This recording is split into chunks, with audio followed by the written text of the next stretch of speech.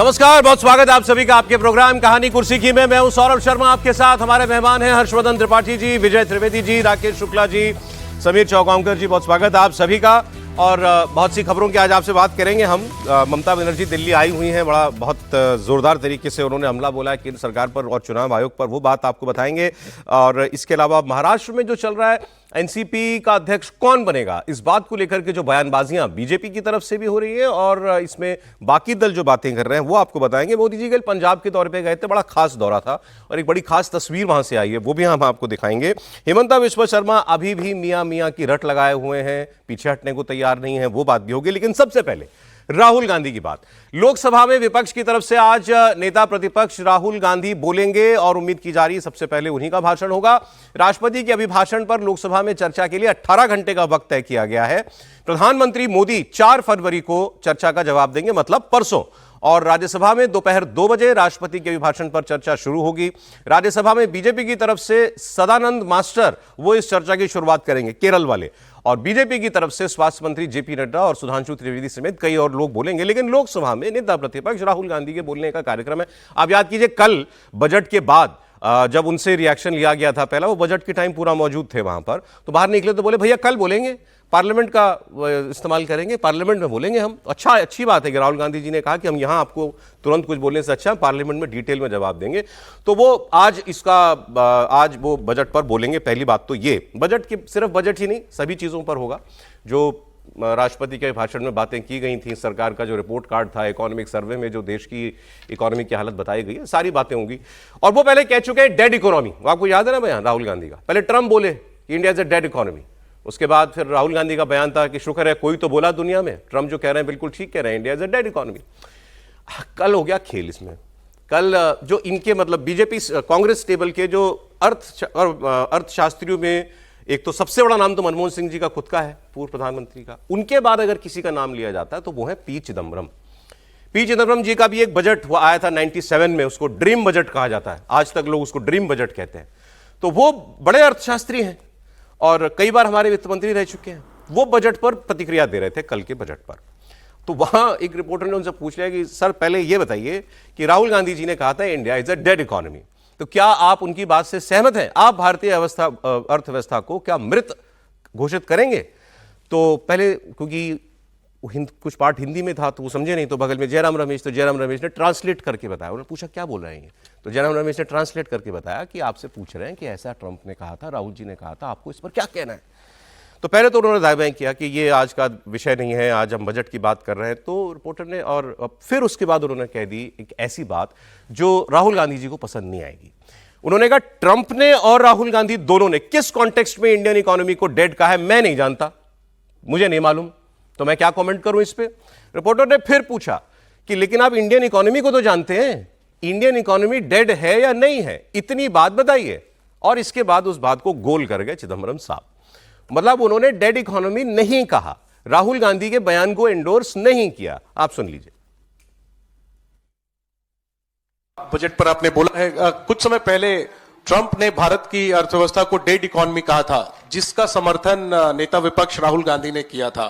मैं आपकी राय जानना चाहता हूं आज के बजट के लाइट में कि आप भारतीय अर्थव्यवस्था को कैसे देखते हैं। क्या आपकी राय में भारतीय अर्थव्यवस्था डेड इकोनॉमी है? Context in which President Donald Trump made that comment, the context in which Mr. Rahul Gandhi made the comment, I'm not aware. So I can't comment on either statement. अब सवाल ये है, कोई आदमी मरा हुआ है, अब एक आदमी ने कहा ये ही इज डेड, दूसरा आदमी आया गुजरते हुए, उसने उसको देखा, अगर मरा होगा तो रेडी बोलेगा ना। तो उसमें कॉन्टेक्स्ट कहां से आया? If Indian economy is dead, it is dead. तो चिदम्बरम साहब ने डेड नहीं कहा। तो लोग ये कह रहे हैं कि भाई चिदम्बरम साहब चूंकि अर्थव्यवस्था को ज्यादा समझते हैं, राहुल जी से तो ज्यादा ही समझते हैं, तो उन्होंने वो बात नहीं कही जो राहुल गांधी बोल गए थे। फिर अभी थोड़ी देर में राहुल गांधी बोलने वाले हैं पार्लियामेंट में, तो देखते हैं क्या वो कल ये बात वो दोबारा रिपीट करते हैं। त्रिपाठी जी, ये कल हुआ राहुल जी के साथ। देखिए, सबसे पहले तो ये कि चिदम्बरम साहब चूंकि वित्त मंत्री कई बार कोई भी देश में हो जाता है तो अर्थशास्त्री होता है, मूलतः वो वकील है, अच्छे तर्क जिरह ये सब अच्छा करते हैं और अर्थशास्त्री तो उस पार्टी में डॉक्टर मनमोहन सिंह थे और कमाल के अर्थशास्त्री थे। देखिए, उनके इकोनॉमिस्ट के क्रेडेंशियल पर कोई सवाल नहीं है, और उन्होंने भी वो सारी इकोनॉमी की ही बात की जिस इकोनॉमी को आज नरेंद्र मोदी आगे बढ़ा रहे हैं। इसमें पहले ये थोड़ी सी स्पष्टता आनी चाहिए, क्योंकि वो इकोनॉमी उनको गो अहेड दिया था पीवी नरसिम्हा राव साहब ने, नंबर 1। नंबर 2, ये जब वो डेड इकोनॉमी ट्रंप के कहे पर राहुल गांधी बोल गए, तो आज ट्रंप क्या कह रहे हैं? ट्रंप कह रहे हैं कि हमारा तेल खरीद लेगा भारत तो हमारा कुछ भला हो जाएगा। जब वो हमारा मैं कह रहा हूं तो वेनेजुएला की बात कर रहे हैं। तो इतनी डेड इकोनॉमी है कि उनको आज उनका तेल खरीद के कुछ डॉलर, कुछ पैसा दे देगी, क्योंकि वो तो यही कहते थे ना कि भारत रशिया से तेल खरीदता है तो फंड करता है वॉर, पूरी की पूरी जो मशीनरी है। तो ये है तीसरी जो सबसे महत्वपूर्ण चीज है, और मुझे लगता है कि कल शायद इस पर जमकर चर्चा हुई होगी। मैंने कल रात से आज तक ही बजट को देखा, मतलब टुकड़ों में सुना, और कल रात से आज तक पूरा बजट देखा।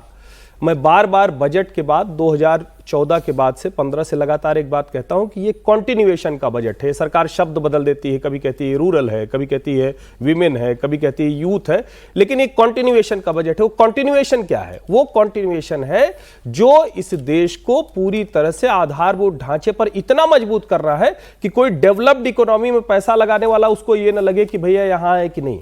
तो ये डेड नहीं, ये सुपर फास्ट इकोनॉमी है। ये वो इकोनॉमी है, और ये जो बजट है इसको मैं पाथ ब्रेकिंग दूसरे मायने में कहता हूं। अब इस देश का वित्त मंत्री, अब इस देश की सरकार को गरीब, किसान, महिला ये कह के लुभाने की जरूरत नहीं है। अब हम बात करते हैं जैसे डेवलप्ड इकोनॉमी का फाइनेंस मिनिस्टर खड़ा होता है, वो अपने देश का बजट बताता है, कहता है कि ये हमारे एलोकेशन है, ये फंडिंग है, ये प्रोविजन है, वहां पहुंच गया है। चिदंबरम साहब ऐसे सामने देखकर मक्खी नहीं निगल पा रहे हैं। राहुल गांधी की आदत वो है, वो कर सकते हैं। मैं एक्चुअली उसमें हैरान करने वाली बात केवल ये थी कि चिदंबरम साहब ऐसे कन्नी क्यों काट गए भाई? अपने नेता की बात को दाएं बाएं घुमा फिरा के कहीं से जो शब्द उन्होंने इस्तेमाल किया कॉन्टेक्स्ट, वो कुछ कॉन्टेक्स्ट चाहते तो दे सकते थे। राहुल जी ने इस सेंस में कहा, राहुल जी ने उस सेंस में कहा, एफडीआई नहीं आ रहा, व्हाटएवर, बट वो क्लियरली इग्नोर, कोई कॉन्टेक्स्ट नहीं है। हाँ, मैं फिर कह रहा हूं, राहुल जी की बात, तो राहुल जी अच्छे नेता हैं, बड़े नेता हैं, तो इसलिए उनको, लेकिन राहुल जी की बात को अब थोड़ा कम सुनना चाहिए लोगों को। होता क्या है कि आप अपने बारे में भी गलत जानते हैं, यानी देश के बारे में गलत जान रहे हैं, तो इसलिए ये ज्यादा खतरनाक है। और इसीलिए मैं कह रहा हूं कि चिदंबरम जो कह रहे थे, वो कह रहे थे कि अच्छा कॉन्टेक्स्ट बताइए, तो इसका मतलब वो खुद सोच रहे थे कॉन्टेक्स्ट राहुल गांधी है क्या, ये समझिए आप।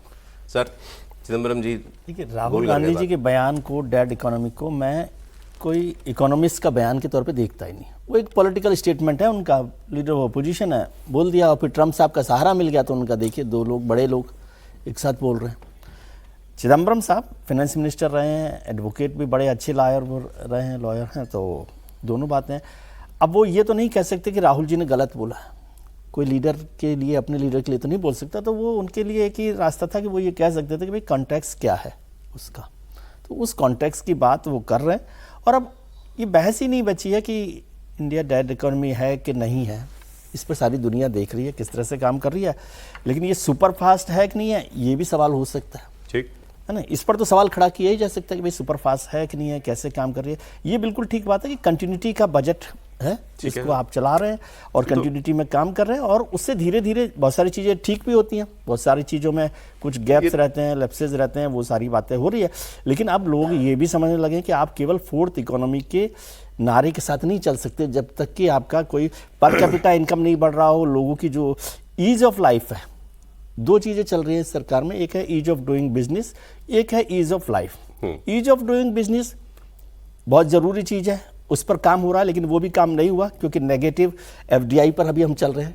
टोटल एफडीआई को देखें तो नेगेटिव में चल रहे हैं, और ईज ऑफ लिविंग वो अभी नहीं है। ठीक है सर। ये किसी भी पार्टी के लिए पॉलिटिकल सबब हो सकता है। आज राहुल जी बोलेंगे तो आज तो मुझे लगता है वो प्रेसिडेंशियल एड्रेस पर बोलेंगे, बजट पर तो वो भी तो सरकार का रिपोर्ट कार्ड ही था, रिपोर्ट कार्ड है। खैर ये तो अभी चिदंबरम साहब का बयान तो इसलिए हमने आपको सुना क्योंकि राहुल गांधी थोड़ी देर में अभी बोलने वाले हैं। देखिए राहुल जी क्या कहते हैं, तो आइए तब तक थोड़ी और बातें कर लेते हैं, राहुल जी का भाषण आ जाएगा। ममता बनर्जी आज दिल्ली में, आपको मालूम है कि नहीं, पश्चिम बंगाल की चीफ मिनिस्टर ममता बनर्जी दिल्ली के दौरे पर है और खूब पॉलिटिक्स हो रही है इसको लेकर। आज मुख्य चुनाव आयुक्त ज्ञानेश कुमार से वो मिलने वाली हैं और बंगाल से जुड़े कई ऐसे लोग दिल्ली पहुंचे हुए हैं जिनके परिजनों को एसआईआर की प्रक्रिया के दौरान मृत दिखा दिया गया है।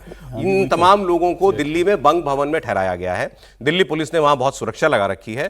थोड़ी देर पहले ममता बनर्जी बंग भवन वहां पहुंची थी, फिर उन्होंने देखा पुलिस को, और पुलिस को देख के वो भड़क गई कि क्यों इतनी पुलिस लगा रखी है।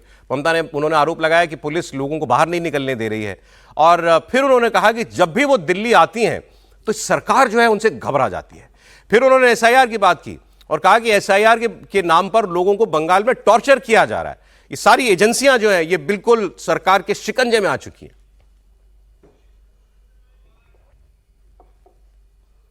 उसको टॉर्चर कर रहे हैं, घर घर में जाके खून ढूंढ रहा है। कोई आया कोई नहीं आया। क्यों नहीं आएगा? अगर जिसको आदमी को डेथ हो गया है वो नहीं आ सकता है, मीडिया को नहीं बता सकता है। वो लोगों का हक है आने का। वो क्या इंडियन का नागरिक नहीं है? जो लोग जिंदा है उसको मृत्यु बना दिया, डेथ बना दिया।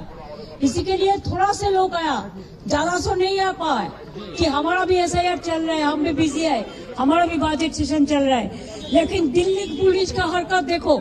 हम दिल्ली पुलिस को गाली नहीं देंगे कि उसका फॉल्ट नहीं है, लेकिन आप लोग पूरा देखो, पुलिस को दिखाने दो। आप लोग तो बैरिकेड कर दिया उसको। तो वो कह रहे हैं कि जिन लोगों को हम लाए हैं, जिनके नाम गलत तरीके से काट दिए गए एसआईआर में, उनको रोकने के लिए दिल्ली पुलिस ने यहां पर बैरिकेडिंग कर दी है। फिर वो होम मिनिस्टर पर बोली। अच्छा, इस चुनाव में ये इंटरेस्टिंग है, अभी हम बात करेंगे। पिछले चुनाव में मोदी जी बनाम ममता बनर्जी चलता था, इस बार ममता बनर्जी बनाम अमित शाह चल रहा है। अमित शाह भी अभी बंगाल के दौरे पर गए थे, उन्होंने भी खूब ममता सरकार, ममता बनर्जी, ममता को जवाब, नाम ले लेके उन्होंने बोला है। और फिर देखिए उन्होंने क्या कहा होम मिनिस्टर पर। जब सुनो मैं चला है, जिधर जिधर में वो है उधर में दिल्ली पुलिस भेज दिया है। जब दिल्ली में एक्सप्लोजन होता है तो दिल्ली पुलिस कहाँ रहता है? हम दिल्ली पुलिस को ब्लेम नहीं करेंगे, हम तो ब्लेम करेंगे उसको जो माथा पे है, उसको। हिमालयन इनकॉम्पिटेंस है, देश को सुरक्षा नहीं दे सकता है। बंगाल को ऊपर टर्चर करते हैं, आम जनता को ऊपर टर्चर करते हैं, और एसआईआर का नाम पे सत्यानाश कर रहा है। इसी के लिए उनका घर में भी माँ है, बहन है, भाई है। दिल्ली पुलिस ऐसा नहीं है, हम उसको नहीं कहेंगे, वो तो इंस्ट्रक्शन पे आई हुई है। क्यों घबराहट है दीदी? दिल्ली घबरा गया है, इसी के लिए हम आते हैं तो घबरा जाता है। वो कहीं दिल्ली घबरा गया है, जब हम आते हैं तो दिल्ली घबरा जाता है। 14 तारीख को फाइनल ड्राफ्ट आएगा एसआईआर के बाद। कितने नाम कटे, कितने लोगों को लॉजिकल एरर के नाम पर नोटिस दिए गए, उनमें से कितनों के कागज ठीक पाए गए, 14 तारीख को वो सारी बातें होंगी। लेकिन उससे पहले ममता बनर्जी दिल्ली आ गई हैं, अब मुख्य चुनाव आयोग से वो थोड़ी देर में मिलने वाली हैं। बाकी आपने सुनी लिए उनके आरोप। समीर जी, देखिए, ममता बनर्जी तो एसआईआर पे लगातार आक्रामक है और संसद से लेकर सड़क तक ममता बनर्जी की पार्टी इसका विरोध कर रही है। और ऐसा नहीं कि पहली बार ममता बनर्जी मुख्य चुनाव आयुक्त ज्ञानेश कुमार से मिलने आई है। इसके पहले टीएमसी के जो सांसदों का प्रतिनिधिमंडल था वो भी मुख्य चुनाव आयुक्त से आए थे, हो बिल्कुल मिलकर आए थे। और जिस तरीके से उन्होंने बाहर आकर बयान दिया था कि भाई मतलब किस तरीके से एक धमकी भरी बातचीत मुख्य चुनाव आयुक्त ने की थी, उन्होंने अपने तरीके से इस बात को सार्वजनिक करने की कोशिश की थी। अब ममता बनर्जी आई है, और ममता बनर्जी अगर ऐसे लोगों को साथ में लेकर आई है जिनका जो जिंदा है और जिनका नाम कट गया है, तो ममता बनर्जी को उनको बंग भवन में रखने से बेहतर था कि राहुल गांधी के तरह ममता बनर्जी पत्रकार वार्ता लेती, उनको स्टेज पर लेकर आती, और अब जब जा रही है मुख्य चुनाव आयुक्त से मिलने तो उनको लेकर जाए, बताए। यहाँ सुप्रीम कोर्ट के सामने भी लेकर जा सकती है। जब अभिषेक बनर्जी ने इस बात का जिक्र करा था अपनी रैली के अंदर कि भाई जो व्यक्ति जिंदा है उनका नाम एसआईआर के अंदर काटा गया है, उस समय भी चुनाव आयुक्त का बयान इस संदर्भ में आया था। और चुनाव आयुक्त ने बहुत स्पष्ट कहा था कि अगर ऐसा एक भी मामला हमारे सामने अगर आप लेकर आते हो तो हम इस तरह की गलती को तत्काल सुधारेंगे, और हमारी नजर में ऐसी कोई व्यवस्था नहीं है। अगर ऐसा हुआ है किसी के साथ तो उसको उजागर करेंगे, लेकिन उसको उजागर करने के लिए दिल्ली आकर बंग भवन में रखने की जरूरत है कि आपको कलकत्ता में ही जहां इस एसआईआर की प्रोसेस चल रही है वहां चुनाव आयोग के सामने आपको लेकर जाना चाहिए। वो देखेंगे ना नहीं तो वहां भी ले सकते हो ना, वहां ले जाओ, वहां लेकर जाओ। क्या यहाँ मुख्य चुनाव का नाम एसआईआर में एक विंडो जो है वो क्लेम्स एंड ऑब्जेक्शंस की दी जाती है, कर लेना चाहिए। इसीलिए दी जाती है कि अगर कोई नाम सही नाम छूट गया है तो उसको आप उसमें जुड़वा लें। जुड़वा ले, तो आपको बंगाल में ही करना चाहिए था ना। ये बंगाल में ऐसा है कि प्रोसेस चल रही, कोई बंग भवन में नहीं चल रही दिल्ली के। सर चुनाव चल रहा है, नहीं चुनाव चल रहा है तो कहां मना कर रहा हूं राजनीति करने से। आप बंगाल में पूरे पत्रकार वार्ता लेते, बंगाल में उनका नाम एनरोल करवाते, वहां पत्रकार वार्ता लेते, साथ में उनको फ्लाइट से दिल्ली लेकर आती ममता बनर्जी, यहां पूरा इंडिया गठबंधन इकट्ठा होता, राहुल गांधी भी रहता, यहां पत्रकार वार्ता में बताते कि भाई देखे किस तरह से नाम काटा गया है। उसके बाद आप चुनाव आयोग के पास उसको लेकर राहुल गांधी से तो वो टाइम लेंगी ना, वही बात है। ममता बनर्जी का राहुल गांधी से मिलने वाली है। ममता बनर्जी बजट को लेकर क्या चिदंबरम से मिलकर संदर्भ में बात करेंगी? ममता बनर्जी तो सिर्फ अपने वकीलों से मिलेगी, कपिल सिब्बल से मिलेगी, और जो उनका पक्ष रख रहे हैं अभिषेक मनु सिंह उनसे मिलेगी, और वापस बंगाल चली जाएगी। एक कंट्रोवर्सी और चल रही है इस वक्त बंगाल में, हो सकता है वो बयान आपने सुन लिया होगा, लेकिन हमारे प्रोग्राम में नहीं डिस्कस हुआ, तो इसलिए मैं इसमें अभी आपको दिखा रहा हूं। जो वो हुमायूं कबीर टीएमसी से अलग हुए, जो मुर्शिदाबाद में बाबरी मस्जिद बना रहे हैं, इन्होंने एक बड़ा सनसनीखेज बयान दिया और इन्होंने यह आरोप लगाया कि पिछले इलेक्शन में ममता बनर्जी के कहने पर मैंने हिंदुओं के खिलाफ कम्युनल स्टेटमेंट्स दिए थे।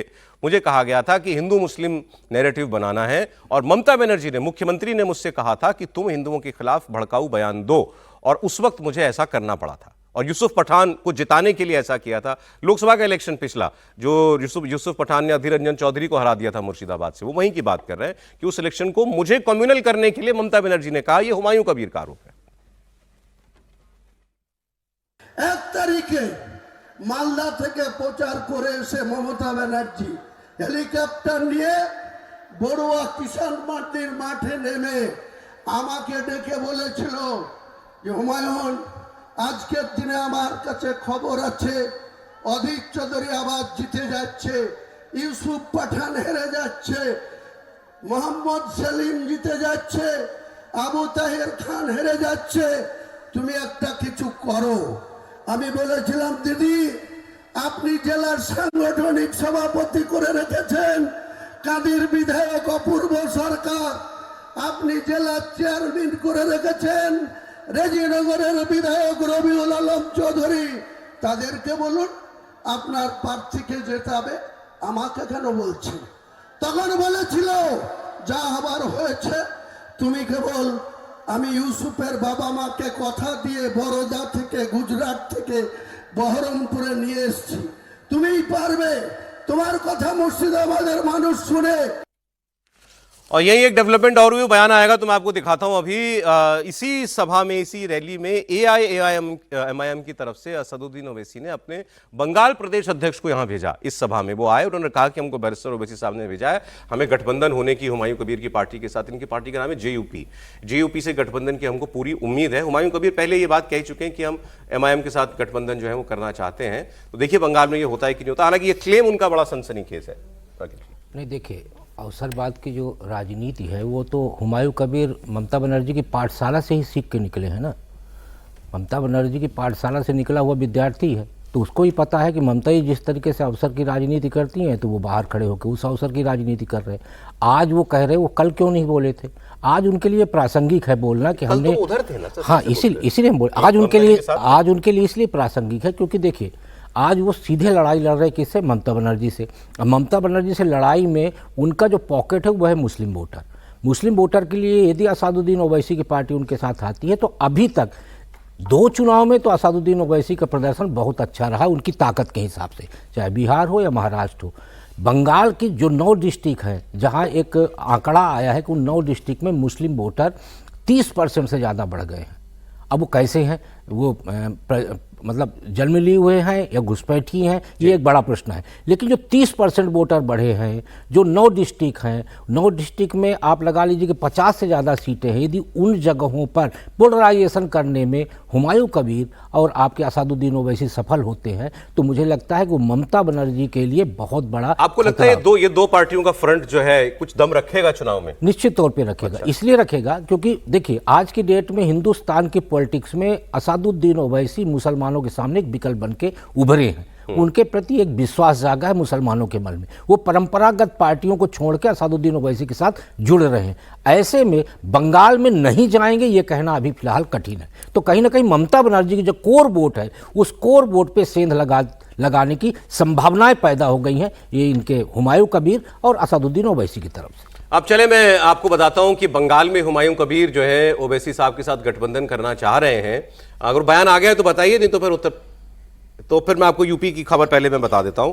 यूपी में भी एआईएमआईएम अलायंस के लिए एक पार्टनर तलाश रही है और वहां वो किसको ढूंढेगी, तो जाहिर है अखिलेश यादव को। बिहार में उनको तेजस्वी यादव से उम्मीद थी। तेजस्वी यादव ने कहा कि नहीं, हम एक्सट्रीमिस्ट के साथ गठबंधन नहीं करते, ओवैसी तो एक्सट्रीमिस्ट है। अब यूपी में ये सवाल पहले पहुंचा, माइक पहले पहुंचा इस सवाल को लेकर के शिवपाल यादव जी के पास, और शिवपाल यादव जी से पूछा गया कि क्या आप एआईएमआईएम के साथ, असदुद्दीन ओवैसी के साथ करेंगे गठबंधन। तो उन्होंने कहा नहीं, हमें कोई ज़रूरत नहीं है, हमें ऐसे उनके साथ की कोई ज़रूरत नहीं है। फिर एआईएमआईएम के जो वहाँ प्रदेश अध्यक्ष हैं उन्होंने इस पर रिएक्ट किया और उन्होंने कहा कि साहब शिवपाल जी ने तो साफ मना ही कर दिया है, तो ठीक है, अब आप वो ये सोच लें, लेकिन इस पर विचार कर लें कि ज़रूरत किसकी किसको है।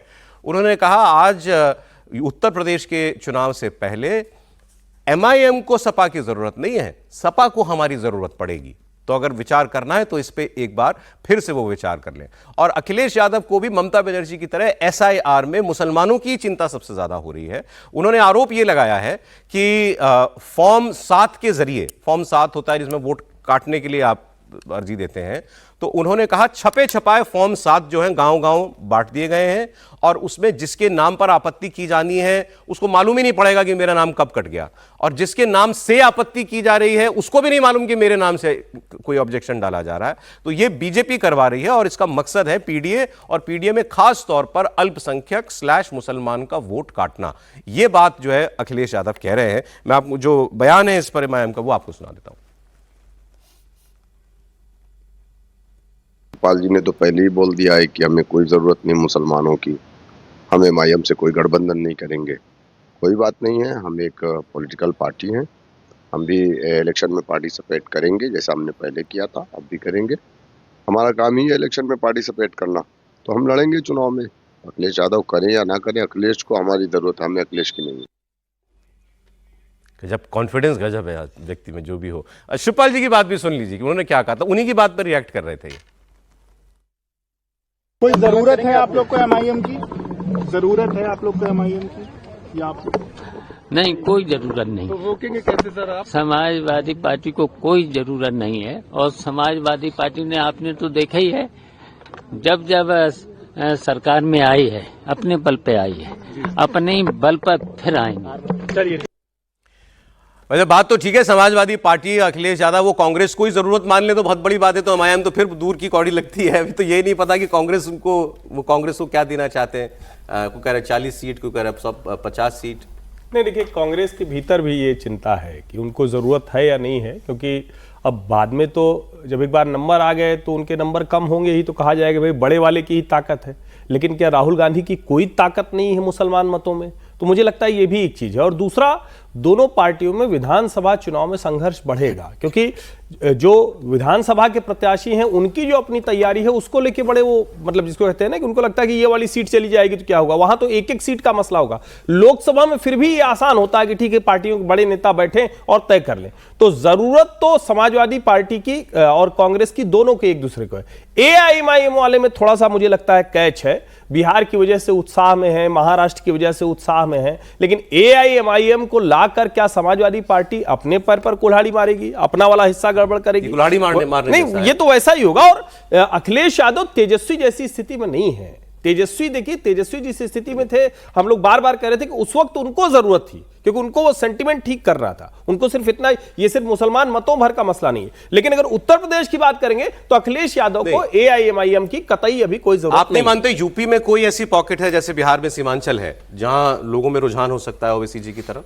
ऐसा यूपी में कहीं जितने ऐसे पॉकेट हैं वहां समाजवादी पार्टी से बड़ा कोई चिन्ह नहीं है, साइकिल से बड़ा कोई चिन्ह नहीं। ये बिहार में जरूर ओवैसी ने कर दिया था कि लालटेन से बड़ा ओवैसी का चिन्ह हो गया था, लेकिन उत्तर प्रदेश के किसी हिस्से में ऐसा नहीं। आप संभल से लेकर रामपुर से लेकर कहीं चले जाइए, कहीं आपको मिलेगा ही नहीं। तो वो ठीक कह रहे हैं शिवपाल जी, मतलब हम सक्षम हैं, दुरुस्त बात कर रहे हैं। और एआईएमआईएम के नेताजी जो है उनको तो यही पूछ लेना चाहिए क्या उत्तर प्रदेश में कहीं यूनिट ठीक बन पाई या नहीं बन पाई अभी?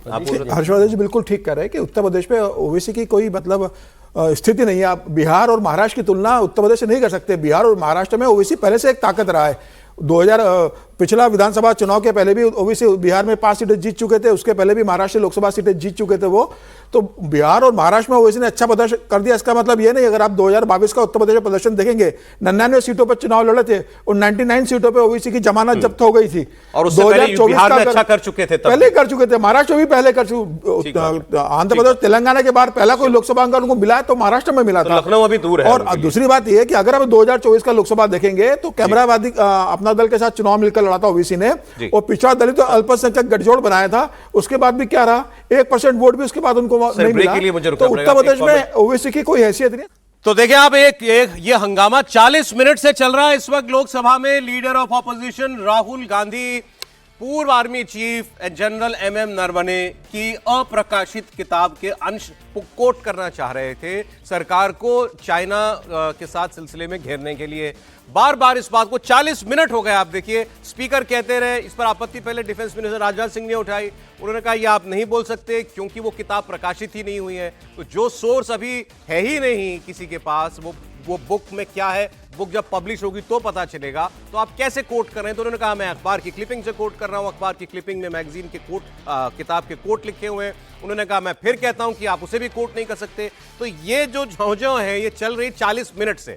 स्पीकर ने 25 बार तो कम से कम कह दिया कि नियम ये है, ये नियम है, आप ऐसे नहीं बोल सकते, नहीं बता सकते। गृह मंत्री को बार बार उठ के बोलना पड़ा कि नहीं कोट कर सकते आप। पीछे किस निशिकांत दुबे ने भी कुछ नियम गिना दिए। तो अब ये सारा ड्रामा 40 मिनट चला। लीडर ऑफ ऑपोजिशन की बात नहीं हो पाई, लीडर ऑफ ऑपोजिशन नहीं बोल रहे, वो भी अपनी बात से हटने को तैयार नहीं है। वो कह रहे, वो घुमा फिरा के बात वही ले आते हैं। पहले ये उन्होंने कहा कि अच्छा किताब कोट नहीं कर सकता तो मैं मैगजीन कोट कर रहा हूं। फिर उनको बताया गया कि आप मैगजीन में भी लेकिन किताबी की बात बताएंगे तो उसको नहीं बता सकते। फिर उन्होंने ना मैगजीन का नाम लिया, ना किताब का नाम लिया, ना जनरल का नाम लिया। उन्होंने जो बात कही गई है, जो वो कह रहे हैं कही गई है किताब में, उसको ऐसे ही बोलना शुरू कर दिया। फिर आपत्ति हुई कि इसका सोर्स क्या है, जो बात आप बता रहे हैं, जो अमित शाह ने बोला।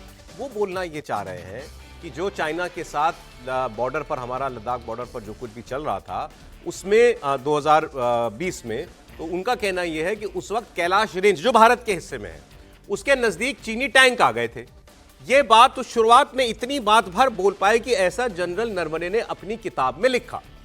वहीं से ये सारा हंगामा 40 मिनट तक चल गया। अब हम लोग ये बात करें कि भाई इसमें लीडर ऑफ राहुल गांधी जो है जिद पकड़ के बैठ गए कि मैं बोलूंगा तो यहीं से शुरू करूंगा, और मैं उसकी जो किताब पब्लिश नहीं, और जो किताब पब्लिश नहीं हुई है, ये फैक्ट है कि वो किताब पब्लिश नहीं हुई है। बल्कि मुझे याद आ रहा है कि पिछले साल ये कई हफ्तों तक लगातार ये चलता रहा कि किताब अब आएगी मार्केट में, अब आएगी। हम लोग भी देखना चाह रहे थे क्योंकि उसको लेकर शुरुआत में बड़ी कंट्रोवर्सी हो गई थी। पब्लिशर ने रोक दिया है वो। हाँ, तो उसके बाद पब्लिशर नहीं, शायद उसका प्रकाशन रोक दिया गया था। और मैं अभी पूछ रहा था, मुझे मालूम नहीं है ये, मतलब मेरे पास जानकारी नहीं है, लेकिन क्या आर्मी चीफ को अपने मेमोयर्स लिखने से पहले, प्रोफेशनल लाइफ के बारे में, उनकी सर्विस में जो भी घटनाएं हुई वो छापने से पहले किसी से अनुमति लेनी पड़ती है क्या? मुझे लगता है शायद लेनी पड़ती होगी क्योंकि बहुत सी गोपनीय बातें, सिक्योरिटी का मसला है। तो खैर बुक पब्लिश तो नहीं हुई है, ये फैक्ट है। तो फिर राहुल गांधी जिद क्यों कर रहे हैं, या इसमें स्पीकर और सरकार गलत है? त्रिपाठी जी आप बताएं पहले। नहीं, देखिए सबसे पहले तो ये कि राष्ट्रपति के अभिभाषण पर अगर कोई भी सुरक्षा से जुड़ा मसला है तो उसका जिक्र बिल्कुल हो सकता है, लेकिन उसका संदर्भ देना पड़ेगा आपको। और संदर्भ कभी भी अप्रकाशित पुस्तक या कोई मैगजीन नहीं हो सकती। और देखिए कई बार होता है कि आप किसी मैगजीन का लिखा हुआ हो सकता है कि सचमुच बहुत शानदार बात कही हो, लेकिन मैगजीन का अपना एजेंडा नहीं होगा, वो किसी खास प्रोपेगेंडा का हिस्सा नहीं होगा, किसी आर्म लॉबी का हिस्सा नहीं होगा, किसी डिफेंस डील में उसको कमीशन कट नहीं मिला होगा। कुछ लोग ऐसे नहीं, वो अच्छे भी हो सकते हैं, हो सकता है एक मैगजीन वाला जो लिख रहा हो, रिपोर्टर जो मैगजीन का भी नाम नहीं बताया, बहुत शानदार हो, लेकिन क्या यह संभव नहीं है कि ऐसी चीजों का इस्तेमाल उस समय में जब देश यहां पर खड़ा है, जिसको बार बार हम कहते हैं उन क्रॉस रोड्स पर है, उस चौराहे पर है, और मैं इसीलिए कह रहा हूं कि कंटिन्यूएशन का नहीं, पाथ ब्रेकिंग बजट है। हम जब डेवलप्ड कंट्रीज की लीग में खड़े हो रहे हैं तो क्या वो साजिशें नहीं हो सकती? और राष्ट्रपति के भाषण पर जब नेता प्रतिपक्ष उसको बोल देगा, ऑन रिकॉर्ड हो जाएगा, तो पुस्तक प्रकाशित हुई नहीं, मैगजीन में क्या एजेंडा है, क्या मिशन है, उसको कोई वेटिंग करने वाला है नहीं, और जैसे ही एलओपी ने बोल दिया, ऑन रिकॉर्ड हो गया, तो दुनिया भर में इसको भारत के अधिकृत बयान के तौर पर माना जाएगा। और किसके हवाले से? पूर्व सेनाध्यक्ष के हवाले से। भारत का बयान थोड़ी हो गया, ये ऑपोजिशन लीडर का बयान है। आप इसको समझिए, भारत का बयान मतलब कोई ये कहता थोड़ी ना है, लेकिन जब नेता प्रतिपक्ष सदन में बोला तो कहीं चलेगा तो क्या चलेगा? भारत का नेता प्रतिपक्ष सदन में बोल रहा है और पूर्व सेनाध्यक्ष के हवाले से बोल रहा है। तो अगर वेरीफाइड नहीं है तो उसका जिक्र सदन में कतई नहीं करना चाहिए। पॉलिटिकली वो जो कर रहे होंगे शायद उनको वो लड़ाई अगर ले जानी तो उसको वो कर रहे। 40 मिनट इसी बात पे निकल गए। मुझे बताइए कौन सा पक्ष ठीक है इसमें? दोनों पक्ष अपने अपने तरीके से बात रख रहे हैं। रूल्स जो है, मैं जितना 40 साल पार्लियामेंट कवर किया उसमें किसी भी मैगजीन, किसी भी अखबार की कटिंग का आप रेफरेंस नहीं दे सकते। नहीं दे सकते, नहीं दे क्लियर सकते, है, ओके, है ना। लेकिन इतिहास ये है कि हमेशा ही होता है, दिया जाता है और उसको कोई रोकता नहीं। रोकता बस ऐसे ही रोकता है, चर्चा भी होती रहती है, रोकता भी रहता है, नियम का हवाला दे दिया लेकिन बोल दिया। अब ये मसला था नेशनल सिक्योरिटी का, डिफेंस का, सरकार उस पर ज्यादा सेंसिटिव है। फिर मसला चीन से जुड़ा हुआ है और चीन का जुड़े हुए का रेफरेंस समझिए आप कि सरकार, भारतीय जनता पार्टी, राहुल गांधी और कांग्रेस को हमेशा चीन के मसले पर घेरती है। तो उनको लगा कि ये मौका है कि सरकार को चीन के मसले पर घेरा जाए। हाँ। इसलिए जो हमारे पूर्व सेनाध्यक्ष हैं मनोज नरवणे साहब, उनकी जो किताब है मेमोयर्स है, वो उसके लिए जितना मैंने डिफेंस के बारे में पार्लियामेंट के उसमें पढ़ा कि डिफेंस के जो ऑफिसर्स हैं, सीनियर ऑफिसर्स हैं, खासतौर से जनरल, क्योंकि जनरल के पास तो सारी सीक्रेट बात भी होती है ना, तो उसको आप ऐसे बिना परमिशन के नहीं छाप सकते। रक्षा मंत्रालय से परमिशन लेनी, रक्षा मंत्रालय से परमिशन उनको लेनी पड़ेगी। तो वो उस पर काम नहीं हुआ, फिर वो किताब नहीं छपी, पब्लिशर ने वो किताब नहीं छापी है। अब उसके रेफरेंस को लेकर राहुल गांधी जी बात करना चाहते हैं। तो यहां तक तो नियम की बात ठीक है। लोकसभा अध्यक्ष इसलिए उनको रोक रहे हैं बार बार क्योंकि वो एलओपी है। कोई और मेंबर होता तो शायद वो बैठाकर और पे चले जाते, और पे चले जाते, लेकिन वो एलओपी है तो उनको बोलने का मौका दिया।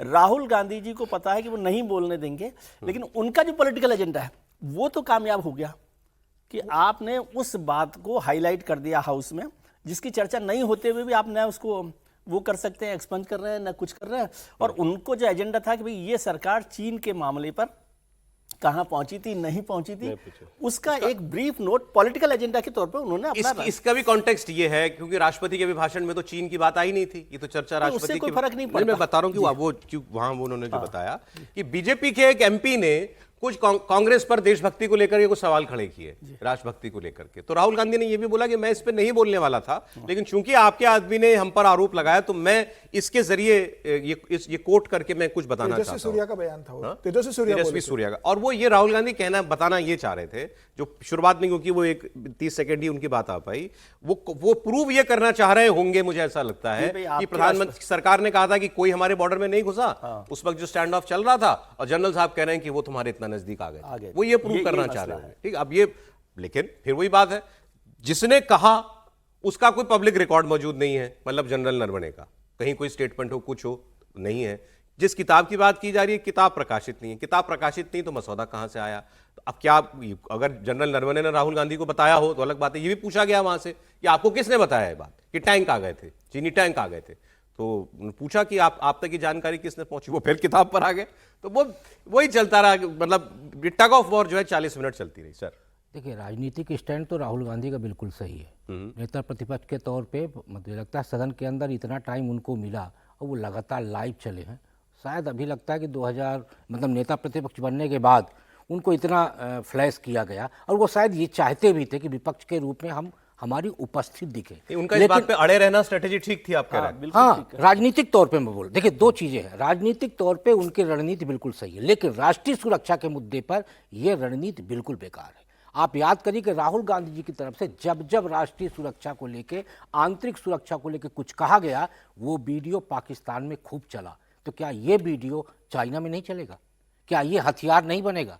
ये भी हथियार बनेगा। तो कम से कम राष्ट्रीय सुरक्षा का जो विषय है, राहुल गांधी जी को जो भी विषय रखना है बड़े तथ्यात्मक तरीके से रखना चाहिए, जिससे सरकार का विषय नहीं है कि सरकार की भद्द पीटेगी, यहाँ राष्ट्र के भद्द पीटने की संभावना है। और मुझे लगता है यदि वो राष्ट्रभक्ति की बात करते हैं कि हमको देशद्रोही कहा गया, तो राष्ट्रभक्ति दिखाने के लिए आपको राष्ट्रभक्त के कदम मुझे केवल ये लगा सर कि ठीक है, वो ये बात कहना चाह रहे थे, टेक्निकल पॉइंट आ गया कि किताब पब्लिश नहीं है, जो कि फैक्ट है, तो अपना बात दो चार बात कह के आगे बढ़ जाते। जो बात आप कहने के लिए खड़े हुए हो, वो कहने का कोई और तरीका भी तो हो सकता है कि हम पर देशभक्ति के सवाल उठा रहे तो हम आप पर उठाते हैं कुछ, मुंह के 100 चीजें चाहे तो गिना सकते थे। नहीं, लेकिन राजनीति तो उनकी ये कह रही थी ना कि आप अड़े रहिए, तब आपको ज्यादा फ्लैश मिलेगा, इसलिए वो अड़े हुए थे ना। उनको देखिए यहाँ पे राष्ट्र का मसला नहीं था, इसीलिए बार बार रूलिंग दिए जाने के बाद भी देखिए सदन दो चीजों से चलता है, नियम और परंपरा से। परंपरा में कई बार नियमों को किनारे किया जाता है, लेकिन यदि सदन का हित, जनता का हित, राष्ट्र का हित है तो वहां पे परंपराओं को निर्वहन किया जाता है। लेकिन यहाँ पे राष्ट्र का सबसे पॉलिटिकल स्ट्रैटेजी के तौर पर राहुल गांधी का स्टैंड ठीक था और नियमों और परंपरा के हिसाब से स्पीकर का ठीक था। बिल्कुल ठीक है। समीर जी, देखिए पूरा जो मामला जिस लेकर हो रहा है, आज किताब पब्लिश हो गई होगी तो पब्लिश हो गई होती तो हिट हो गई होती, इतना तो तय है। 4 स्टार्स ऑफ डेस्टिनी जो किताब है उसका एक्सर्प्ट जो है वो मैगजीन में छाप दिया है। नरेंद्र ने 4 स्टार्स ऑफ डेस्टिनी नाम की किताब लिखी और जब वो पब्लिशर के पास गए, बहुत दुनिया का बड़ा पब्लिशर है वो, इंडिया और दुनिया का बड़ा पब्लिशर है, उसके पास गए इस किताब को छापने के लिए, तो उसने कहा कि ये जो चीजें हैं, उसने कोई पॉइंट बताया कि इस पे मुझे आपकी सरकार की एनओसी लगेगी, डिफेंस मिनिस्ट्री की, क्योंकि इसके कोई तथ्य नहीं, आपने लिखा जरूर है लेकिन इसके डॉक्यूमेंट्री एविडेंस मुझे लगेंगे, तथ्य और परमिशन लगेगी। नरवणे साहब ने रक्षा मंत्रालय से संपर्क किया, रक्षा मंत्रालय से नरवणे साहब को अनुमति नहीं मिली और बताया गया कि इसमें से आपने जो कई तथ्य डाले वो गलत डाले गए, तो वो किताब पब्लिश हुई नहीं। और जब रक्षा मंत्रालय कह रहा है कि भाई इसके अंदर जो तथ्य उन्होंने लिखे वो सच नहीं है, सरकार उससे सहमत नहीं है, रक्षा मंत्रालय उससे सहमत नहीं है, तो राहुल गांधी को उन चीजों को कोट करने की जरूरत नहीं थी। जब स्पीकर बार बार इस बात को लेकर कह रहे हैं, लेकिन चूंकि राहुल गांधी राजनीति कर रहे हैं इस बात को लेकर, और जब आपको इतना बड़ा मौका मिला तो आप इस विषय को छोड़ देते हैं। समीर जी, मैं आ रहा हूं, बात आप कंप्लीट कीजिएगा। अच्छा, इस कंट्रोवर्सी पर आर्मी चीफ नरवणे साहब का रिएक्शन आ गया है, चलिए ये अच्छा हुआ। वो डोकलाम स्टैंड ऑफ के वक्त जो है आर्मी के चीफ थे और उनसे जब इस क्राइसिस के बारे में पूछा गया तो सुनिए उन्होंने क्या बताया। Galwan, the clash in Galwan, the way our troops gave them a bloody nose, did this demolish the image of 7 feet tall Chinese soldiers in the minds of our troops as well as internationally? I think not only of the PLA itself, but I feel it diminished the stature of China as a country in the global eyes. Because after this clash occurred and we showed that it is possible to stand up to China, who tries to bully its smaller neighbors. Once we did that, I think from Canada to Lithuania to Europe to Philippines, everyone actually, got that feeling that yes, if you're fighting for what is correct, if you have a principled stand, it is possible to take a stand even against China. And we don't have to always be cowed down by the might that they try to project. I think the ASEAN was also looking in wonderment at that stage. Quite right. As to how we react because of Chinese aggression in the South China Sea, in all that was happening. So I think there was a lot of focus on the Indian Army at that stage. Indian Army and India as a country, India as a country showed to the world that it is possible to take on that neighborhood bully. As is the case everywhere, whether it is a school bully or a neighborhood bully, you have to stand up to him sometime or the other. Right. We showed it can be done. Do you think this fight in Galwan, the clash in Galwan, the way our troops gave them a bloody nose, did this demolish the image of 7 feet tall Chinese soldiers in the minds of our troops as well as internationally? I think not. अच्छा, ये fresh मुझे लगा reaction होगा। ये इन्होंने पुराना interview है जो इन्होंने दिया था, एक उसका हिस्सा निकाल के बताया, दिखाया हमने आपको, जिसमें वो ये कह रहे थे कि गलवान में हमने बड़ा तगड़ा जवाब उनको दिया था और चाइना जो अपने हर नेबर के साथ, पड़ोसी के साथ दादागिरी करता है, उसके बाद बाकी देशों को भी एक भरोसा मिला कि नहीं, चाइना को जवाब दिया जा सकता है, जब उसने गलवान की घटना की थी। तो ये बात वो कह रहे थे। अब सीधा जो राहुल गांधी बात कर रहे हैं वो हालांकि वो डायरेक्टली नहीं जुड़ता है। कल राहुल गांधी से जब बजट के बारे में पूछा गया तो राहुल गांधी ने कहा था हम कल पार्लियामेंट में बोलेंगे।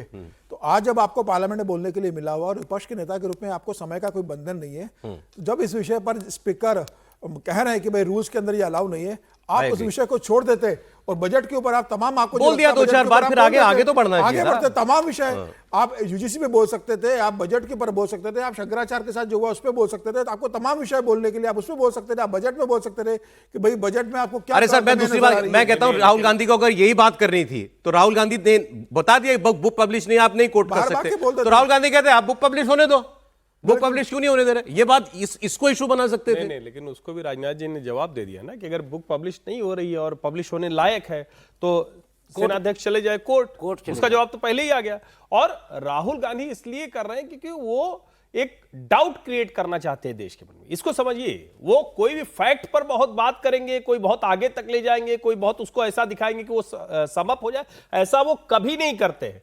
डेड इकोनॉमी से लेकर चाइनीज थ्रेट तक राहुल गांधी कॉन्स्पिरेसी, डाउट, इस पर काम करते, देश के लोगों के मन में आ जाएगा नहीं नहीं मोदी सरकार यहां कमजोर हो गई है। और जबकि ये जो अभी बाइट अभी सुनी, नरवणे साहब क्या कह रहे हैं, हमने सिर्फ उनको नहीं मार गिराया, हमने चाइना का जो एक कहते हैं ना उनकी जो माइट है, उसकी जो पावर एक कही जाती है, उसको ध्वस्त कर दिया। अब हर कोई कहता है कि हम चाइना को ध्वस्त कर सकते हैं, तो बड़ा डिफरेंस है। और हम तो ये लगातार देख ही रहे हैं, और शायद इसीलिए आज जब हम लोगों को चर्चा क्या करनी चाहिए थी कि बजट हमारा कितना हो गया डिफेंस एलोकेशन का, तो राहुल गांधी उस तरफ ले जा रहे हैं। तो इसको समझिए आप, वो जो कर रहे हैं बहुत सोची समझी, हमारी अर्थव्यवस्था, हमारी सोसाइटी, हमारी जो डिफेंस की कैपेबिलिटी है, हमारे जो फॉरेन अफेयर्स है, सब में वो संदेह का एक बीज डालना चाहते हैं, वो कोशिश कर रहे हैं। एक पाकिस्तान में एक बहुत बड़ा आतंकवादी हमला हुआ, मतलब ये ऐसा हमला है कि जी आपने कहा तो अभी मैं मोह नहीं छोड़ पा रहा हूं, राहुल जी चाहते भी कमोबेश यही है कि कोई ना बोल पाए। अच्छा, वो बोलते तब भी मामला एक्सपोज होता, आप बोलते हम बोलते तब भी एक्सपोज होता, तो वो चाहते हैं कि वो लोग कम बोलें।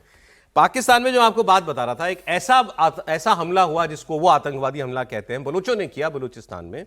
कोई और होती तो सरकार पे बनाती, या उसका एक दूसरा और वो गंभीर पहलू है कि ये इतना बड़ा हमला है कि इसके बदले में उस सरकार के ऊपर इतना दबाव पड़े कि वो कोई कार्रवाई करे, और कार्रवाई अपने सीमाओं के बाहर करे।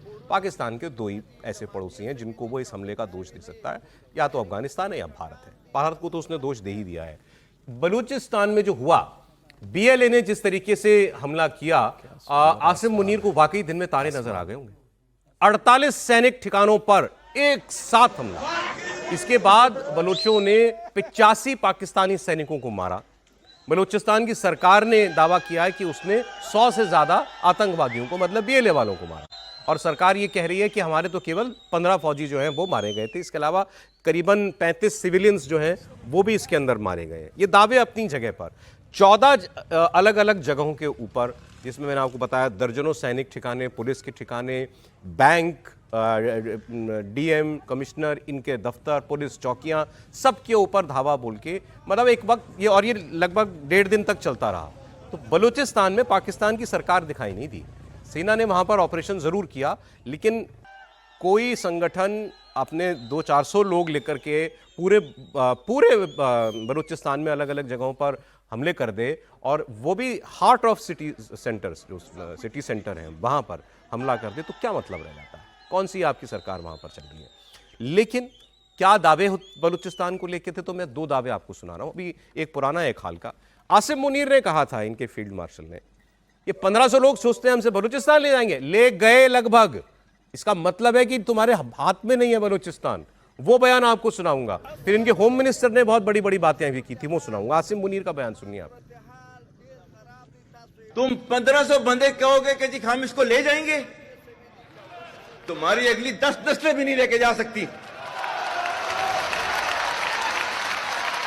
Inshallah, you will see that we will beat the hell of these terrorists very soon.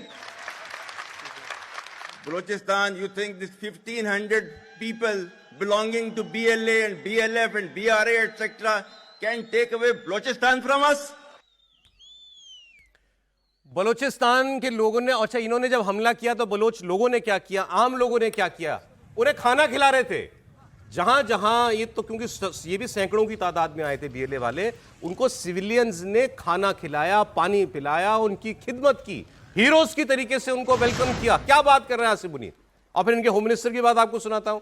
उन्होंने कहा कि इनके खिलाफ कोई ऑपरेशन नहीं करना पड़ेगा हमें, ये तो एक एसएचओ की मार के लायक है, और एसएचओ डंडा लगाएगा, वही उससे ही सब कुछ हो जाएगा। वो दावा कर रहे हैं हमने 100 पाकिस्तानी सैनिक मार दिए। मतलब समझिए इस बात का आप, सुनिए उनको।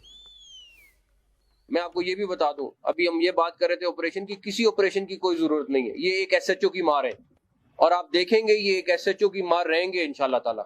इनके लिए कोई लंबी चौड़ी हमें साइंस करने की जरूरत नहीं है। ये दहशतगर्द हैं, और दहशतगर्दों का मुकाबला करना हमारी सिविल आर्म फोर्सेज भी जानती हैं, हमारी आर्म फोर्सेज भी जानती है, हमारी पुलिस भी जानती है। सर ये हमला पहली बार ऐसा हमला नहीं हुआ है। इसी स्केल का हमला जो है वो 2024 में भी बलोच जो रिबेल्स हैं वो कर चुके हैं। सर बड़ी कम मिसालें मिलेंगी दुनिया में इस किस्म के अटैक्स की, जैसा बीएलए वालों ने किया। सर ये ऑस्ट्रिच का जो वो होता है ना एक बिहेवियर, वैसा है कि आप अपनी रेत में गर्दन छुपा ले, वो कर ले। ये तो सबको दिख रहा है। हम लोग लगातार चर्चा कर रहे हैं कि पाकिस्तान में बलूचिस्तान को लेकर कोई कब्जा, कोई सरकार, कोई प्रशासन वहाँ पर नहीं चल रहा। और आर्मी जिस तरह से भागी थी पिछली बार भी जब उन्होंने हमला किया था, यहाँ भी भागी, हाँ वह यहाँ भी भागी, तो उसको लेकर अब मुनीर साहब के लिए बहुत मुश्किल हो गया। और ये उनके कंट्रोल में रहा ही नहीं है बलूचिस्तान। इसमें कोई ऐसा नहीं है कि कोई जैसे लाहौर में वो इमरान साहब के कुछ लोग प्रदर्शन कर रहे हैं, वैसा मसला नहीं है ना। ये तो पूरी तरह से उनके हाथ से निकल गया लगता है। अच्छा। और वहाँ के जो बलोच है वो कब्जा किए, और जैसे आप कह रहे हैं वहाँ का जो लोकल लोग हैं वो भी उनकी खिदमत कर रहे हैं, क्योंकि वो उसमें अपने को कोई फर्क नहीं देखते। तो ये बड़ी लड़ाई हो गई और मुनीर साहब के लिए बहुत मुश्किल काम हो गया इसको कंट्रोल करना। भारत पर इल्जाम लगाने से तो काम चलेगा नहीं। ये अफगानिस्तान पर चला, अफगानिस्तान के साथ भी उनके किस तरह से लड़ाई चल रही है, भारत के साथ किस तरह से बिहेव कर रहा है। मुझे लगता है आसिम मुनीर के लिए बलूचिस्तान को बचाना सबसे मुश्किल काम है। लगभग हाथ से जा रहा है बलूचिस्तान। मैं आपको वहां के 2 पत्रकारों की बात सुना देता हूं, उससे आपको पता चल जाएगा। पाकिस्तानी ही बता रहा है ना मेरे देश पर हमला हुआ, तो कैसा हुआ सुन लीजिए।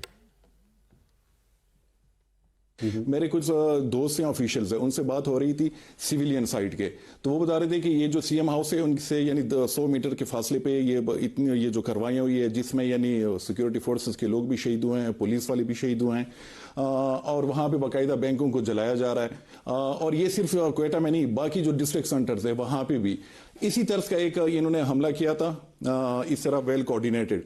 अगस्त 2024 में भी वो किसी एक जो डिस्ट्रिक्ट सेंटर है उसमें घुस जाते हैं, 2-3 घंटों तक वहां पे उनका कब्जा बाकायदा होता है, और फिर वो वहां से निकल जाते हैं। उनमें यही कि वो आग वगैरह लगा देते हैं, सिक्योरिटी फोर्सेस के लोगों को टारगेट करते हैं। तो ये जो पैटर्न है ये मेरे ख्याल में बहुत अलार्मिंग है। और आज का जो वाकया हुआ है, या मैं वाकया तो नहीं कहूंगा, बाकायदा एक जंग, यानी एक तरह से 200-300 के करीब लोग घुसे। तो कह रहे हैं हमला नहीं है, ये जंग है। जंग किसकी होती है? फौजों के बीच में होती है। वो फौज लेके आए थे बलोच लोग। अब आगे सुनिए, अगला जो व्यक्ति है वो आपको हैरानी कर देगा। वैसे पाकिस्तान ने क्या हैरान होना, वो ये कह रहा है कि जिस दिन ये हमला हुआ उस दिन आपका होम मिनिस्टर प्रेस कॉन्फ्रेंस में इमरान खान की बात कर रहा था। प्राइम मिनिस्टर ऑस्ट्रेलिया की टीम पर क्रिकेट में T20 मैच में जीत पर टीम को बधाई दे रहा था। जिस दिन इतना बड़ा हमला हुआ उस दिन तो वो कह रहे हैं कि सरकार तो बाप के जैसी होती है, माँ बाप के जैसी होती है। माई बाप कहते हैं ना सरकार को। किसी के बच्चे मर रहे हो और वो क्रिकेट मैच की बात करेगा। ये है पाकिस्तान का प्रधानमंत्री आपके लिए। आज जो बलूचिस्तान में हुआ, क्या वहां पर स्टेट की रिट चैलेंज नहीं हुई? बलूचिस्तान में 12 मकामात पर दहशतगर्दों ने अपनी प्रेजेंस दिखाई है, उन्होंने अपनी ताकत दिखाई है, उन्होंने आपको नुकसान पहुंचाया है। आपके अब तक की जो इत्तलात रिपोर्ट हुई है ना, 15 आपके सोल्जर्स शहीद हुए हैं, 18 आपके सिविलियन लोग जो है अपनी जान से गए हैं। अब तक की इत्तलात के मुताबिक 33 लोग वो आपके मार चुके हैं, और 12 जगह पर वो लोग हमला कर चुके हैं। एक ही दिन में सुबह 6 बजे से शुरू हुए और फिर लगे रहे हैं। आपकी इंटेलिजेंस कहां थी? आपकी फोर्सेस कहां थी? मोहसिन नकवी साहब तो कहते थे कि एक एसएचओ की मार है। वो कौन सा एसएचओ है? उसका आप जरा नाम बता दें। फिर आप प्रेस कॉन्फ्रेंस करते हैं और कहते हैं कि ये जो है ना भारत कर रहा है। तो ये कहना क्या काफी है? आपने क्या किया है? आप इसको रोकने में नाकाम क्यों हैं? आपकी स्ट्रेटेजी क्या थी इसको निपटने के लिए? आपने क्या तैयारी कर रखी थी? और अगला लाहेमल आपका क्या है? क्या आप लोग इसलिए मिनिस्टर बने हैं कि आप लोग सिर्फ और सिर्फ पाकिस्तान तहरीक इंसाफ पर और इमरान खान के ऊपर तनकीद करते रहे, उनके ऊपर सवाल उठाते रहे? अब यहां से मैं दूसरी बात पर आता हूं। कल से मैं देख रहा हूं हमारे यहां पर बहुत से लोग कंसर्न ये जाहिर कर रहे हैं कि पाकिस्तान की सरकार और आसिम मुनीर इस वक्त इतना प्रेशर में है कि इस कार्रवाई का जवाब दे। इस कार्रवाई का जवाब वो क्या करेगा? बलूचों को मारेगा। वो उनके यहां आम बात है। लेकिन क्या वो अफगानिस्तान पर पिछली 3-4 मरतबा हमला कर चुके हैं, क्या वो भारत के साथ भी कुछ इस वक्त जो है झगड़ा झंझट मोल लेगा? क्योंकि दबाव में तो इस वक्त है पाकिस्तान। पाकिस्तान इससे सबसे ज़्यादा दबाव में है। 8 फरवरी को जो रैली होने वाली है इमरान खान के पक्ष में, उसको रोकने के लिए पाकिस्तान ने अपनी पूरी पुलिस को, अपनी पूरी सेना को लगा के रखा है। और इसलिए जो ये ऑपरेशन हैरफ किया बलूचिस्तान में BLA ने, उसको वो निपट नहीं पाए और अभी वो कुछ करने की स्थिति में नहीं है। वो महिला फियादी ने जिस तरीके से वहाँ मारकाट मचाई बलूचिस्तान में, 12 प्रांत जो 12 जो जिले हैं बलूचिस्तान के, वो लगभग पाकिस्तान के हाथ से निकल गए। वहाँ पर पूरी तरीके से BLA का कब्जा हो गया है। तो ये बता रहा है कि वहाँ पर आसिम मुनीर की सेना किस तरीके से काम कर रही है। इस समय आसिम मुनीर ने पूरे देश को छोड़ दिया। उनका पूरा ध्यान 8 फरवरी को जो इमरान खान के पक्ष में ब्लैक डे मनने वाला है, जो लोग इकट्ठे होने वाले हैं, उस रैली को कैसे रोका जाए, वो लोगों को घर में कैसे बंद किया जाए, पूरा प्रशासन, सरकार, सेना इसी इसमें लगी हुई है और पूरे बाकी जगह उनका कोई ध्यान नहीं है। और जो अभी पाकिस्तान के पत्रकार बता रहे थे कि वो आराम से घुस के उन्होंने आपके सिविलियन को मारा, 50 से ज्यादा, 100 के करीब आपके सैनिक मार दिए। सिविलियन में वो गैर बलोच को मारते हैं, गैर बलोच को बिल्कुल बेसिक, और ढूंढ के पंजाबी ढूंढते हैं, पंजाबी कौन है उसको बसों से उतार के मारते और हैं। आपकी सेना को जिस तरीके से मारा, और उसके बाद आपकी स्थिति नहीं है कि आप सेना बेचकर वहां पर बेले के साथ हिसाब कर सको। ये बता रहा है कि आसिम मुनीर किस तरीके से वहां पर हंसा है, किस तरीके से डरे हुए, और बीएलए ने किस तरीके से क्या ये भारत में कोई अब कोई और कार्रवाई करने की कोशिश में होगा पाकिस्तान इस वक्त, इसका बदला लेने के लिए? पाकिस्तान तो कभी इस हैसियत में नहीं रहा कि भारत के साथ वो लड़ सके, चूंकि लेकिन उसको अपनी असफल छुपाना है, तो उसने भारत पे आरोप लगाया। विदेश मंत्रालय का बहुत बयान आया है कि पाकिस्तान अपनी आंतरिक सुरक्षा कर नहीं सकता, वो हमारे ऊपर दोष देना बंद करे। हाँ। मुझे लगता है कि पाकिस्तान अब बुरी तरीके से घिर चुका है। अरे इसमें अफगानिस्तान भी बड़ा सतर्क है। मैं आपको तस्वीरें दिखाता हूं, कल ये तस्वीरें आई, खबर आई कि अफगानिस्तान की स्पेशल फोर्सेस जो हैं ये बॉर्डर के नजदीक डिप्लॉय हो गई हैं, क्योंकि उनको मालूम है उनके यहाँ जब खैबर पख्तूनख्वा में वो टीटीपी वाले हमला करते हैं पाकिस्तान में, तो वो उसका दोष इनको देते हैं, बीएलए का दोष भी वो इनको देते हैं कि ये टीटीपी और बीएलए दोनों इनको सेफ हेवन्स मिले हुए हैं अफगानिस्तान में, और तालिबान की सरकार इनको रोकती नहीं है। तो अफगानिस्तान को ये खतरा है कि पाकिस्तान फिर कोई हमारे ऊपर हमला कर सकता है, इसलिए वो बड़ा चौकस है। और क्यों अफगानिस्तान के साथ पाकिस्तान के ऐसे रिश्ते हैं, क्यों पाकिस्तान अफगानिस्तान के बीच हर कुछ हफ्तों में एक बार फिर लड़ाई की आहट सुनाई देने लगती है, उस पर पाकिस्तान के सीनियर जर्नलिस्ट की बात सुनिए। हमारी अफगान पॉलिसी जो है वो कामयाब नहीं हुई, और हम अफगानिस्तान में तालिबान के साथ तल्लुकात ठीक कर नहीं सके। अब उसमें क्या वजह है, काफ़ी कॉम्प्लिकेटेड मैटर है ये, इसके ऊपर बात अलग हो सकती है, बट देखिए दो हाथ से ताली बजती है। अब वो अफगानिस्तान में जो तालिबान है वो आइडियोलॉजिकल फोर्स है, आप नॉन आइडियोलॉजिकल है, आप प्रैग्मेटिक फोर्स है। आइडियोलॉजिकल फोर्सेस के साथ प्रैग्मेटिक फोर्सेस नहीं कामयाब होती, वो सुनते नहीं किसी की बात। और फिर एक तारीख का एक जैसे कहते हैं वजन भी है कि तारीख में जिस तरीके से पाकिस्तान का रोल रहा है अफगानिस्तान में, वो कोई ऐसा नहीं था जिसके साथ आपके वहाँ अफगानियों के दिलों में मोहब्बत हो।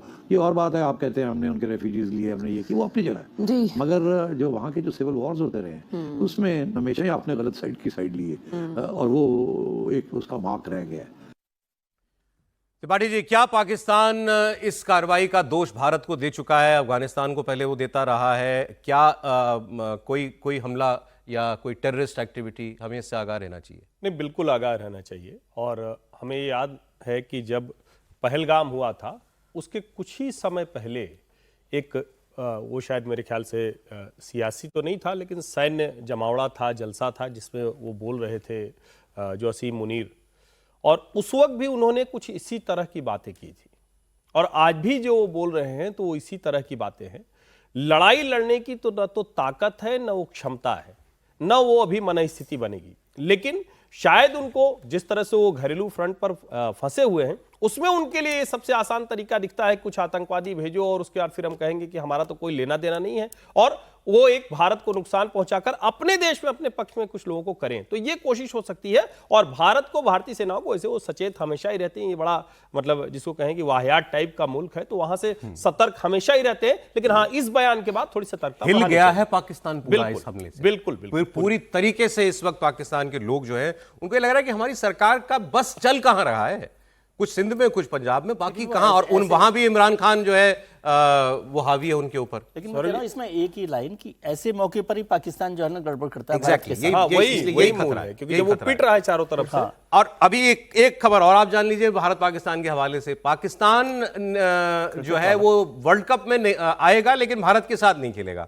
आईसीसी उसके खिलाफ एक बहुत बड़ी कार्रवाई भी कर सकता है, आईसीसी की बैठक बुलाई गई है। दरअसल पाकिस्तान ने यह ऐलान किया है कि वो बांग्लादेश के सपोर्ट में इंडिया के साथ मैच नहीं खेलेगा। कोलंबो में उसके, क्योंकि श्रीलंका और इंडिया मिलकर होस्ट कर रहे हैं, तो T20 वर्ल्ड कप में जो उसके बाकी मुकाबले होंगे वो खेलेगा, लेकिन 15 फरवरी को भारत पाकिस्तान का वो मैच जो होना है उसको वो बॉयकॉट करेगा। ये मैच भी श्रीलंका में ही होना था, कि ना वो इंडिया में खेलता है, ना हम पाकिस्तान में जाके खेलते हैं। मामला क्या है? मामला ये है कि बांग्लादेश की टीम ने भारत आने से मना कर दिया सिक्योरिटी का हवाला देके, तो पाकिस्तान को लग रहा है कि हम उनके साथ जो है नजदीकी दिखाएं। हालांकि पाकिस्तान की क्रिकेट टीम का इससे कोई लेना देना नहीं है, ये फैसला वहां की सरकार का है। उनकी सरकार ने ये तय किया है, आसिम मुनीर ने, प्राइम मिनिस्टर ने, उनके और होम मिनिस्टर जो कि पीसीबी का चीफ है, कि हमें इंडिया के साथ इस वक्त नहीं खेलना चाहिए। लेकिन ऐसा करके ये बहुत अपनी क्रिकेट को जो है वो गड्ढे में ले गए, इसमें कोई शक नहीं है सर। देखिए, पाकिस्तान मोहल्ला और मैदान दोनों जगह घिर गया है। मोहल्ला से तात्पर्य मेरा बलूचिस्तान से है। बलूचिस्तान में जो हेरोप और ऑपरेशन हेरोप है ना, यानी तूफान, वास्तव में इतना बड़ा तूफान ला दिया है कि उससे पाकिस्तान की चूल्हे हिल गई। जो आपने कहा ना, पूरे पाकिस्तान की चूल्हे हिली, सरकार की भी और सेना की भी। इधर वो उस समस्या से पहले वाकिफ था कि बलूच वहाँ पे हैं। अब बाहरी स्थिति देखिए, जिस तरह भारत लगातार यूरोपीय कंट्री, कनाडा, चाइना, अमेरिका, इनके साथ समझौता करता जा रहा है। आर्थिक स्थिति भी उसकी खराब है। अब क्रिकेट कंट्रोल बोर्ड को लेकर जो हनक दिखा रहा वो, उसमें पाकिस्तान के पास अब पीसीबी को लेके भी एक बड़ा संकट आ गया है। आईसीसी ने साफ संकेत दे दिया है कि यदि आप इस तरह से अड़ोगे तो आपको जो 350 करोड़ रुपए मिलते हैं वो बंद हो जाएगा। तो मुझे लगता है भूखों मरने की नौबत और क्रिकेट कंट्रोल बोर्ड चलाने के लिए भी एक संकट आ जाएगा पाकिस्तान के सामने। निश्चित रूप से बहुत गलत फैसला। अगर भारत में अगर पाकिस्तान के मैच भारत के साथ होते और पाकिस्तान उसका विरोध करता तो समझ में आता। उनके तीनों मैच जो भारत से होने वाले हैं वो तो श्रीलंका के अंदर होने वाले, और आप सिर्फ बांग्लादेश को सपोर्ट करने के लिए नहीं खेल रहे हो। और आईसीसी ने तो बहुत स्पष्ट लेटर लिख के कहा है कि आप बताइए कि आपको क्या तकलीफ है भारत में खेलने से।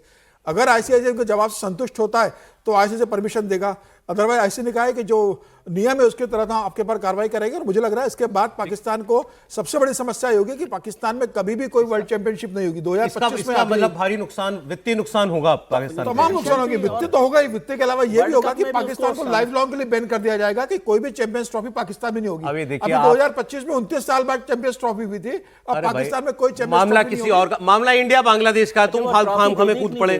ट्रॉफी दे दी कि नहीं दे दी? ट्रॉफी तो वो कहाँ देगा सर? नहीं तो अंडर 19 तीसरे देश के चक्कर में अंडर 19 क्यों खेला? मैं पूछ रहा हूं, अगर पाकिस्तान ये सब ना करता, नॉर्मल खेलता, क्या बांग्लादेश और उसके संबंध खराब हो जाते? बिल्कुल नहीं। अरे तीसरे देश का मामला हमसे चल रहा है, तुम्हारा क्या लेना देना? अपना नुकसान कराया। नॉकआउट में आएगा तो क्या करेंगे? भारत पाकिस्तान नॉकआउट में आएंगे तो नहीं खेलेगा फिर? अभी जवाब नहीं दिया उसने इस बात का। अच्छा, मैं एक बस आखिरी खबर आपको पाकिस्तान की सुनाता हूं। आपने वो देखी हुई ना तस्वीरें आसिम मुनीर की, आपको याद है? अटैची खोल के ट्रंप को दिखाते हुए, ये रेयर अर्थ मिनरल वाली जो दुकान। इनके एक फॉर्मर एम्बेसडर हैं, भारत में रह चुके हैं, बासित अली नाम है शायद, क्या शायद वही है, मैं अभी तस्वीर दिख जाएगी आपको। इन्होंने एक बड़ी मजेदार बात कही। इन्होंने कहा 4 फरवरी को वॉशिंगटन में एक बड़ी मीटिंग होने जा रही है, उसमें विदेश मंत्री एस जयशंकर भी होंगे।